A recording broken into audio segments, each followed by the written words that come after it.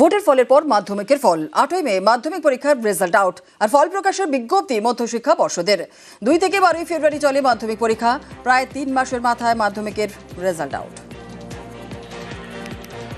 ভোটের ফলের পর মাধ্যমিকের ফল 8ই মে মাধ্যমিক পরীক্ষার রেজাল্ট আউট ফল প্রকাশের বিজ্ঞপ্তি মধ্যশিক্ষা পর্ষদের 2 থেকে 12 ফেব্রুয়ারি চলে মাধ্যমিক পরীক্ষা প্রায় 3 মাসের মাথায় মাধ্যমিকের রেজাল্ট আউট।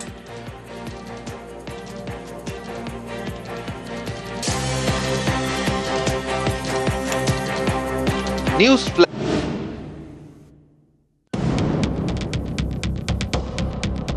ইস্যু গ্যাস তা সামনে রেখেই ভোট প্রচার।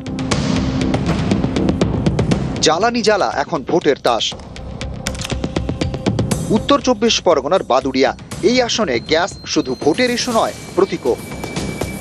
শফিকুল ইসলাম দফাদার বাদুড়িয়া আসনে বিকাশ ইন্ডিয়া পার্টির ক্যান্ডিডেট, তার প্রতীক গ্যাস সিলিন্ডার।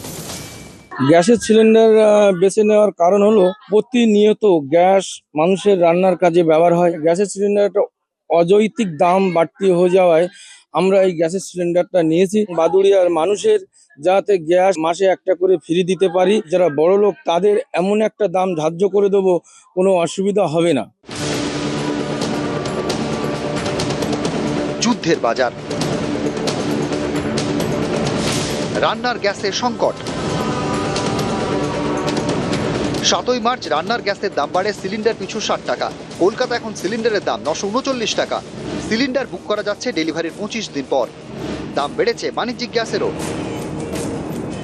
গ্যাসের সমস্যায় অনেক জায়গাতেই নাভিশ্বাস। সেই রান্নার গ্যাস এবার ভোটের বাজারে। বাংলায় ভোটের ময়দান গ্যাসে গরম।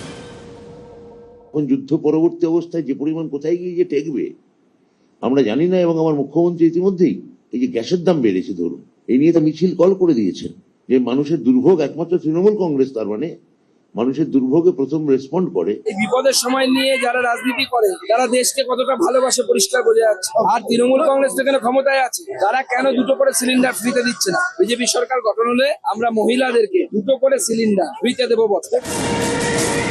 উত্তর 24 পরগনা থেকে অনুপম সাহা, নিউজ 18 বাংলা।